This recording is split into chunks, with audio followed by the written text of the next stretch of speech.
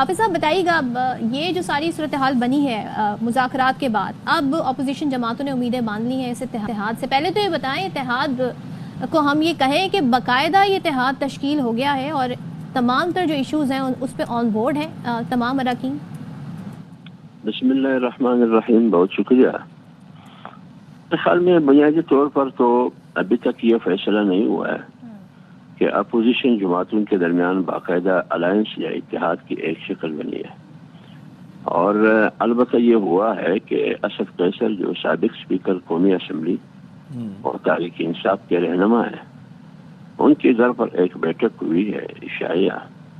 اس میں پاکستان کی موجودہ سیاسی صورتحال پر ڈسکشن، بحث مباحثہ اور مذاکرہ ہوا ہے، جس میں تمام سیاسی قیادت اس میں شریک تھی. مولانا فضل الرحمان صاحب بھی اس میں شریک تھے، باقی تمام سیاسی قیادت شریک تھی. اس میں اس بات پر کم سے کم اتفاق ہوا ہے کہ اس ملک میں نہ سیاست ہے نہ جمہوریت ہے. البتہ یہ نہیں ہوا ہے کہ ہم باقاعدہ ایک سیاسی اپوزیشن قیادت یا اپوزیشن جماعتوں پر مشتمل ایک اتحاد ہو اور ہم آگے لائے عمل. ابھی تک یہ فیصلہ نہیں ہوا ہے، یہ صرف مشاورت کی حد تک تھی. تو آپ کے خیال میں یہ ہونا چاہیے، ضرورت ہے اس اتحاد کی اس وقت؟ میرے خیال میں چند چیزوں پر تو اپوزیشن ایک ذہن بنا چکی ہے اور ایک ذہنی ہم آہنگی ہے. جمعیت علماء اسلام تو روز اول سے یہ کہہ رہی ہے کہ اس ملک میں جو 8 فروری کو الیکشن ہوا، یہ الیکشن نہیں تھا، یہ آکشن تھا. لہٰذا اگر اس ملک میں ہم استحکام چاہتے ہیں، سیاسی استحکام چاہتے ہیں، جمہوری استحکام چاہتے ہیں، باقاعدہ نمائندہ اور منتخب اسمبلی چاہتے ہیں اور باقاعدہ منتخب حکومت چاہتے ہیں، تو اس کے لیے نئے الیکشن میں جانا ضروری ہے. یہ جمعیت علماء اسلام کا روز اول سے مطالبہ ہے کہ اس ملک کو مستحکم کرنے کے لیے غیر جانبدارانہ، صاف اور شفاف انتخابات کا انعقاد جلد از جلد ہونا ضروری ہے. حافظ صاحب، اگر ہم یہ جو اتحاد کی بات کرتے ہیں تو اس میں فی الحال ڈسکشن کیا ہوئی اور اس کے اندر کون کون سی جماعتیں ابھی شریک ہیں اور باقی کون شامل ہو سکتا ہے آگے چل کے؟ دیکھیے، میں نے آپ کو کہہ دیا کہ مولانا صاحب کا اور جمعیت علماء اسلام کا روز اول سے موقف تو یہ ہے.